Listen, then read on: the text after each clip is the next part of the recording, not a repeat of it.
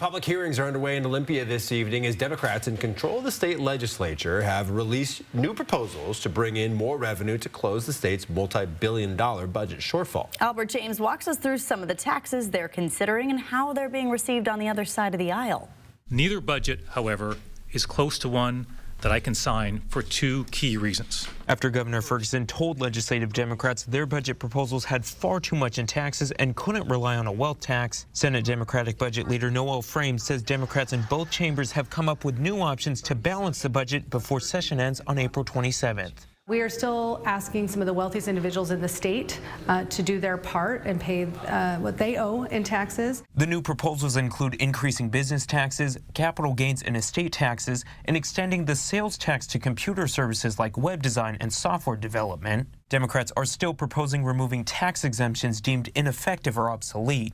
They're also looking to lift the 1% property tax revenue growth cap to account for population growth and inflation, though they put a cap at 3% and are looking to expand exemptions for seniors and people with disabilities. In the place where I grew up, Battleground, you're looking at maybe an increase of $16, $17 more per year. Up in Seattle, where I represent today, with a higher median home price, you're maybe looking at a little bit like $25 more a year. So these are reasonable increases to fund our core public services here in Washington state. The governor's office didn't immediately respond to a request for comment on the new proposals, but Frame says budget leaders have been in communication with Ferguson's team about what revenue options are at their disposal.